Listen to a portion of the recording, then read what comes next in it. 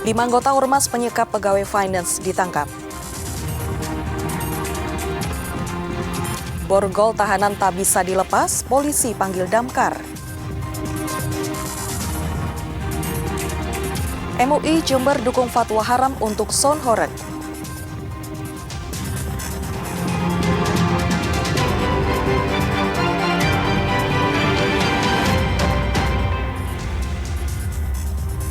Halo saudara, apa kabar Anda hari ini? Kita berjumpa lagi dalam Kompas Jatim. Selain 3 informasi utama tadi, tim redaksi kami telah menyiapkan sejumlah informasi yang penting dan inspiratif lainnya. Bersama saya Vina Putri, kita jelang Kompas Jatim di Kompas TV, independen terpercaya.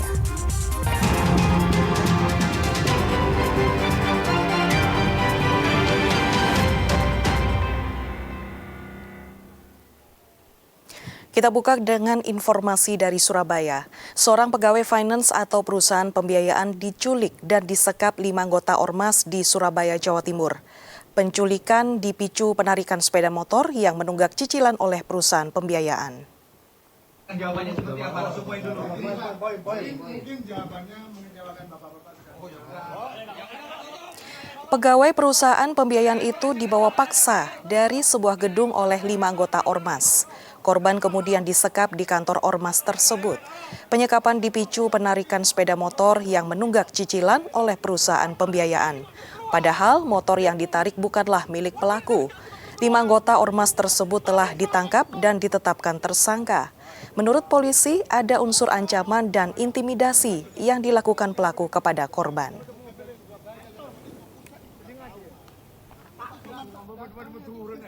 Itu lagu lama seperti itu. Peristiwa tersebut setelah dilakukan pemeriksaan dan ditemukan di dalam video yang bersangkutan telah baik melakukan ancaman kekerasan terhadap korban atas kejadian tersebut. 5 pelaku ditetapkan sebagai tersangka, yaitu membuat perasaan tidak enak dan pengeroyokan dengan ancaman hukuman. Sorotan lainnya, seorang kader PDIP nekat menyiram tubuhnya menggunakan cairan diduga spiritus dan nyaris membakar dirinya di depan kantor DPC PDI Perjuangan Kota Surabaya. Beruntung aksi nekat tersebut dapat dicegah oleh polisi dan kader lainnya yang berada di lokasi.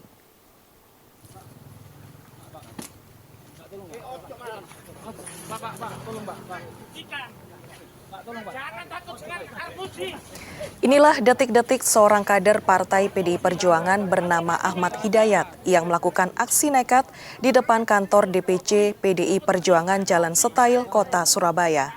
Menurut saksi mata di lokasi kejadian, saat itu Ahmad datang ke kantor DPC dengan membawa sebilah keris di tangannya dan 4 botol berisi bahan bakar. Namun belum diketahui pasti akar permasalahannya, namun diduga ia nekat karena kecewa dengan konflik internal yang terjadi di DPC PDIP Surabaya.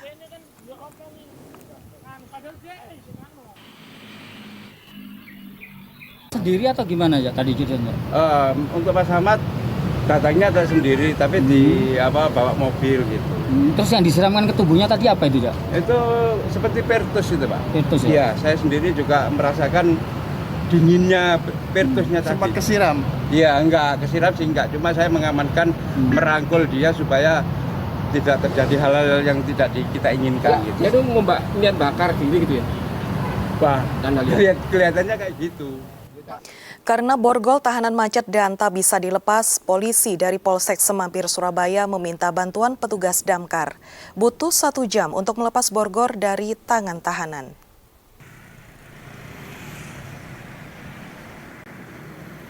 Usai ditangkap warga dan babak belur dihajar warga saat pelaku dibawa ke Mapolsek Semampir, polisi tidak bisa membuka borgol yang terpasang di tangan tersangka. Polisi akhirnya meminta bantuan tim pemadam kebakaran untuk melepaskan borgol yang terkunci. Diketahui gigi borgol yang tak berfungsi membuatnya tak bisa dilepas. Kepala Dinas Pemadam Kebakaran dan Penyelamatan Kota Surabaya, Laksitarini membenarkan bahwa pihaknya menerima permintaan bantuan dan langsung mengerahkan para jajarannya ke Mapolsek Semampir untuk melakukan tindakan evakuasi.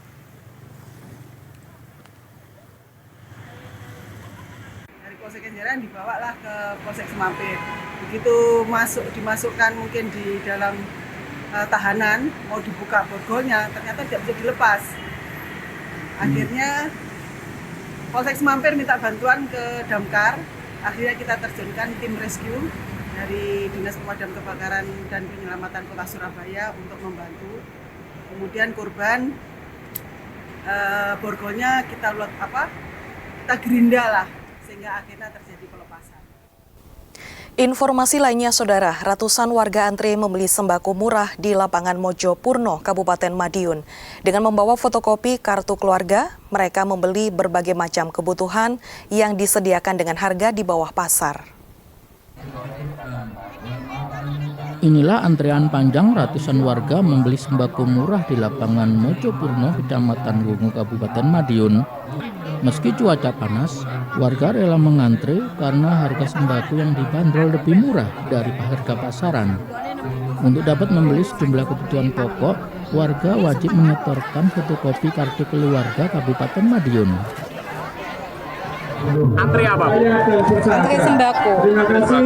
Lama nggak antrinya ini? Lumayan. Tadi datang jam berapa? Jam 8. Kenapa milih beli sembako di sini? Ya, harganya kagak miring. Lebih murah atau gimana? Lebih murah. Nanti apa yang ingin dibeli apa aja? Satu paket semua. Beras, minyak, gula, telur. Sejumlah kebutuhan pokok disediakan, diantaranya beras premium Rp59.000 per kemasan 5 kg, minyak goreng Rp16.000 per liter, dan gula pasir Rp26.000 per 2 kg. Selain itu ada telur ayam dengan harga Rp26.500 per kilogram dan bawang putih Rp12.000 per setengah kilogram. Pasar sembako murah ini untuk memenuhi kebutuhan pokok masyarakat dengan harga terjangkau.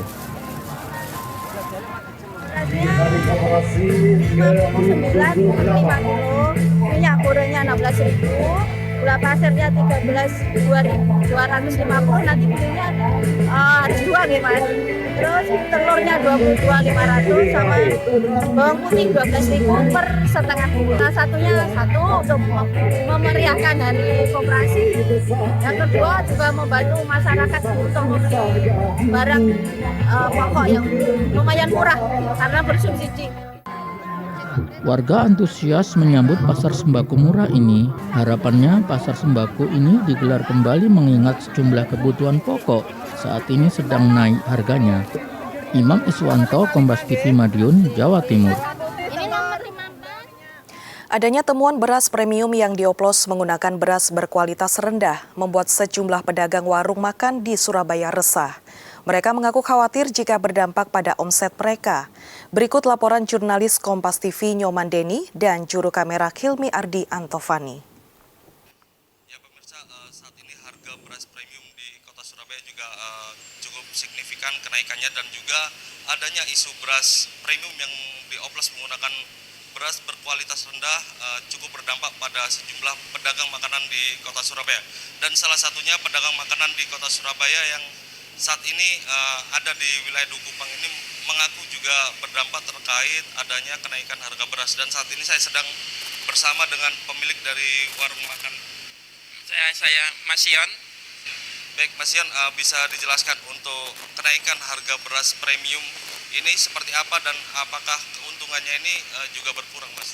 Kenaikannya sih lumayan tinggi Mas, kan keuntungan kita juga agak turun. Tapi ya namanya usaha gini nih Mas, kita ya naik turun lah, yang penting barang ada gitu aja. Baik, untuk biasanya menggunakan beras medium atau premium Mas, apakah stoknya saat ini sulit? Kita menggunakan beras premium, stok sih berlimpah di pasar, cuma harganya itu yang nggak naik gitu, naik 15%-an gitu Mas. Baik, terus kekhawatiran para pedagang terkait isu dari beras oplosan ini seperti apa Mas? Apakah merasa khawatir atau seperti apa? Jelas Mas, saya khawatir Mas, itu kan juga ngaruh ke usaha kita Mas.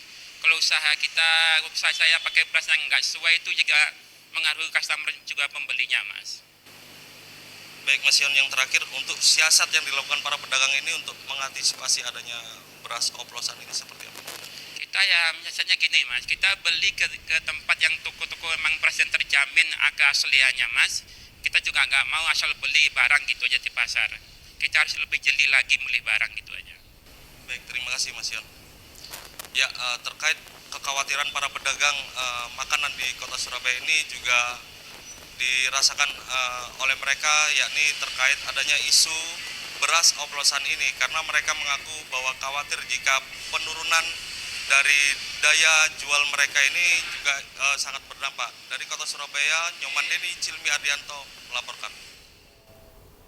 Ketua DPD RI Sultan Bahtiar Manajamuddin mendorong pemerintah rutin melakukan pemantauan dan pengawasan terhadap produsen beras di daerah. Upaya ini guna mencegah praktik pengoplosan beras yang marak saat ini. Menindaklanjuti upaya Kementerian Pertanian dan Satgas Pangan yang mampu mengungkap kasus beras oplosan, Dewan Perwakilan Rakyat Daerah mendorong pemerintah memantau dan mengawasi produsen beras di daerah. Beras merupakan produk pangan strategis yang dalam proses produksi dan distribusinya dikendalikan oleh negara. Salah satunya dengan menempatkan pengawas Satgas Pangan pemerintah di setiap pabrik beras swasta untuk peningkatan pengawasan produksi dan distribusi. Menurut Ketua DPD RI, pemerintah melalui Kementerian Perindustrian, Badan Pangan Nasional, dan Satgas Pangan segera berkoordinasi menertibkan dan mengontrol produsen beras. Hal ini agar kasus beras oplosan ini segera diselesaikan. Eksekutif sedang memantau itu ya, tapi kalau dari kami akan melakukan pengawasan. Karena memang yang melakukan di DPD itu salah satu fungsi konstitusionalnya itu adalah pengawasan.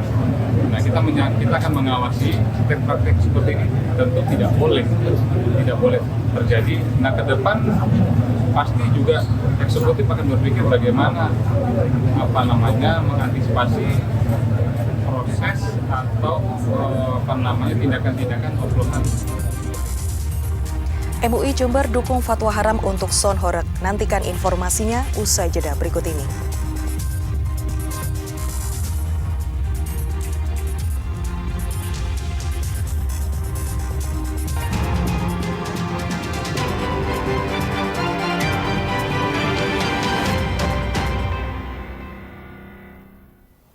Saudara, Majelis Ulama Indonesia MUI Jember mendukung penuh fatwa haram Son Horeg yang dikeluarkan MUI Jawa Timur. Penggunaan Son Horeg mengeluarkan suara berlebihan sehingga menyebabkan masalah kesehatan dan rusak kaca dan atap rumah. Penggunaan Son Horeg dalam berbagai kegiatan karnaval dan hiburan di jalanan maupun lapangan bisa berdampak masalah kesehatan terutama pendengaran. Hal ini karena suara yang dihasilkan Son Horeg melebihi ambang batas. Hal ini disampaikan MUI Jember sehingga mendukung fatwa haram Son Horeg yang dikeluarkan MUI Jawa Timur nomor 1 tahun 2025 tentang penggunaan Son Horeg. Son Horeg juga merugikan masyarakat karena merusak kaca atau genting rumah akibat getaran suara dari Son Horeg. Selain itu juga tak jarang terjadi keributan antar penonton saat ada tontonan Son Horeg.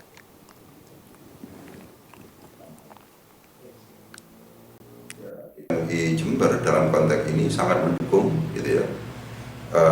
Selalu saya katakan bahwa masalah ini tidak hanya terkait dengan halal haram saja. Setelah ada paparan dari ahli dalam bidang ini, dalam bidang perbisingan, itu menegaskan bahwa ketika kemudian suara yang nyaring itu kemudian melampaui batas desibel yang sudah ditetapkan oleh WHO, maka itu pasti ada dampak. Apakah yang suka atau yang tidak suka, itu adalah dampak. Pokoknya ada di area itu. Informasi lainnya, ringankan beban orang tua di awal masuk sekolah. Siswa baru SDN Jambu 2 Burneh Bangkalan mendapat 2 paket seragam gratis. Biasanya 2 paket seragam ini harus dibeli dengan harga Rp300.000 per siswa. Senyum sumringah orang tua siswa baru SDN Jambu 2 Burneh ini terpancar usai menerima 2 paket seragam sekolah secara gratis. 2 paket seragam ini adalah seragam khas sekolah serta kaos olahraga. Kedua paket seragam ini di sekolah lain harus dibeli dengan harga berkisar Rp300.000 per siswa. Menurut orang tua siswa, sangat terbantu dengan adanya program seragam gratis dari sekolah, sehingga biaya untuk keperluan seragam bisa dialihkan ke kebutuhan lain. Menurut Kepala Sekolah SDN Jambu 2 Burneh Suraji, Program paket seragam gratis ini sudah berlangsung sejak 2 tahun terakhir.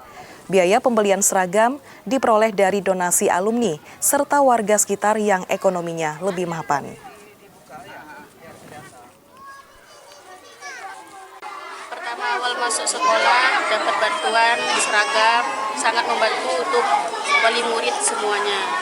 Biasanya di sekolah lainnya kita bayar, hanya di jam 2 kita dapat bantuan gratis seragam. Apa aja yang gratis? Seragam batik sama olahraga, tulis, pensil. Meringankan beban ya? Meringankan beban wali murid semuanya. Ini adalah dengan pemberian seragam dan kaos olahraga itu akhirnya kami berinisiatif untuk membuat itu gratis kepada anak-anak. Termasuk buku, tulis, alat tulis, pensil, penghapus kita gratiskan. Dan alhamdulillah kita bisa melakukan itu sudah 2 tahun terakhir ini. Jadi sejak tahun kemarin dan juga hari ini kita menggratiskan itu untuk membantu meringankan warga sekitar, anak-anaknya supaya lebih termotivasi untuk sekolah di SDN Jambu 2. Pemkot Surabaya berencana menambah 3 unit Rumah Ilmu Arek Surabaya atau RIAS baru pada tahun 2026. RIAS sendiri merupakan tempat pendidikan berbasis asrama yang diperuntukkan bagi keluarga tidak mampu seperti sekolah rakyat. Pemkot Surabaya memiliki 1 Rumah Ilmu Arek Surabaya, RIAS yang berada di Jalan Wonorejo Timur, Surabaya. RIAS diperuntukkan untuk anak dari keluarga kurang mampu seperti sekolah rakyat. Siswanya tinggal di asrama namun berbeda dengan sekolah rakyat, siswa RIAS tetap bersekolah di sekolah reguler. Saat ini kapasitas asrama RIAS Wonorejo Timur, Surabaya sudah penuh, yakni sebanyak 110 anak. Proses seleksi penerimaan anak ke RIAS dilakukan melalui verifikasi kondisi sosial ekonomi keluarga. Anak-anak yang benar-benar membutuhkan pendidikan akan diprioritaskan untuk masuk ke dalam asrama. Pemkot Surabaya juga akan kembali membangun 3 RIAS untuk dapat menampung lebih banyak anak Surabaya dari keluarga kurang mampu di tahun 2026, salah satunya asrama untuk siswa perempuan. Jadi kalau tempat ini adalah dari keluarga-keluarga yang memang betul-betul tidak mampu di kota Surabaya. Sehingga anak-anaknya dititipkan kepada pemerintah kota Surabaya. Bangun di mana? Kenapa? Ada beberapa titik ya yang kita bangun yang untuk sekolah, yang untuk perempuan. Di mana, Pak? Itu nanti kita masih menyiapkan, ada yang di daerah sekitar sini juga Rungkut, ada yang di daerah dekatnya Wonorejo, nanti kita lihat. Kesorotan olahraga, pelatih Timnas Indonesia Patrick Kluivert sangat menyayangkan atas cederanya oleh Romeni.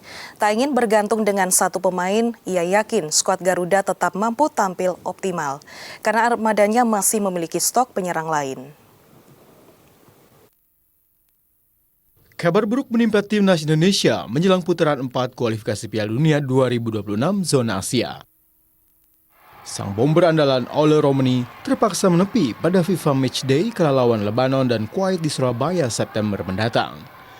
Tak hanya itu, bomber 25 tahun juga terancam tak dapat diturunkan pada putaran 4 kualifikasi Piala Dunia 2026 Oktober mendatang. Pelatih Timnas Indonesia Patrick Kluivert menjelaskan Ole telah menjalani operasi akibat patah tulang pada bagian kaki kanannya.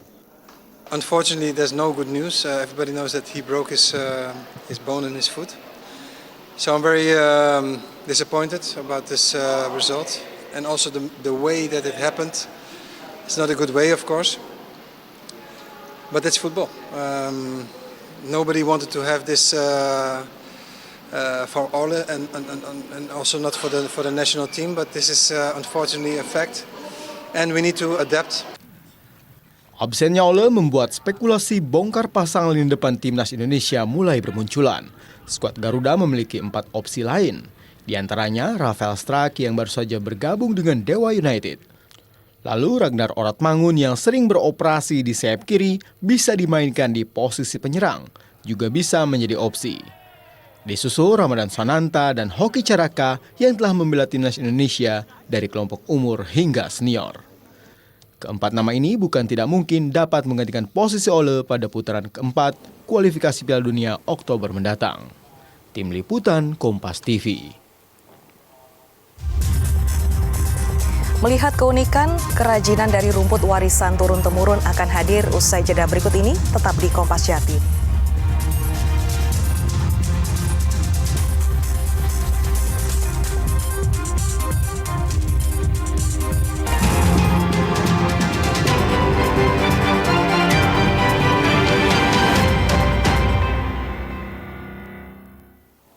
Saudara, warga sebuah dusun di Jember memanfaatkan tanaman rumput liar menjadi kerajinan keranjang bernilai jual ekonomis. Kerajinan diproduksi turun-temurun hingga menjadi mata pencarian tetap selain berkebun dan berladang. Dan informasi ini sekaligus menutup jumpa kita di Kompas Jatim hari ini. Jangan lupa saudara untuk menyaksikan live streaming kami di kompas.tv dan channel YouTube Kompas TV Jawa Timur. Kompas TV, independen terpercaya. Saya Vina Putri, sampai jumpa. Warga Dusun Sumber Jeding, Desa Seputi, Kecamatan Mayang, Kabupaten Jember, menyulap rumput liar menjadi keranjang cantik. Jenis rumput yang digunakan adalah rumput beban atau Donex caniformis. Rumput ini menyerupai bambu, berserat kuat namun lentur dan banyak tumbuh di dalam hutan. Pembuatannya diawali dengan meraut rumput hingga tipis. Kemudian rumput dijemur selama 2 hari hingga kering. Setelah kering, anyam rumput sedemikian rupa menjadi keranjang dengan berbagai ukuran. Keranjang berbahan rumput ini bisa dimanfaatkan menjadi keranjang buah, makanan, hingga sesajian umat Hindu. Harganya mulai Rp10.000 hingga Rp25.000 sesuai pesanan dan motif. Biasanya untuk tempat tua, akan ada acara-acara lain seperti di luar provinsi, seperti acara-acara buat apa ya, semacam ada mantenan itu bisa, seperti juga lamaran bisa. Nah, perbedaannya dengan bambu ini lebih unik, lebih menarik, nilai seninya lebih mempunyai nilai tersendiri. Keranjang ini banyak dipesan karena kuat namun lentur dan memiliki warna khas kekuningan. Pembeli juga bisa memesan ukuran dan motif sesuai selera. Ini kayaknya bahannya ini lebih unik daripada bambu. Uniknya seperti apa, Pak? Ya ini, dia halus tanpa mata-mata ini, halus gitu. Halus ya? Iya. Biasanya untuk apa ini, Pak, kalau Bapak membeli?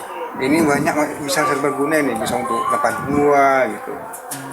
Yang kayak gini untuk orang acara ngaben di Bali, itu orang acara keagamaan di Bali itu biasanya ini yang diperlukan. Pemasaran. Kerajinan ini diproduksi turun-temurun dan menjadi kerajinan tangan unggulan desa setempat. Pemerintah membantu pemasaran melalui pameran dan pemberian modal. Keranjang rumput dipasarkan hingga ke Bali dan Yogyakarta dengan omset sekitar 3 hingga 9 juta rupiah per bulan. Hernawan Mustika, Kompas TV Jember, Jawa Timur.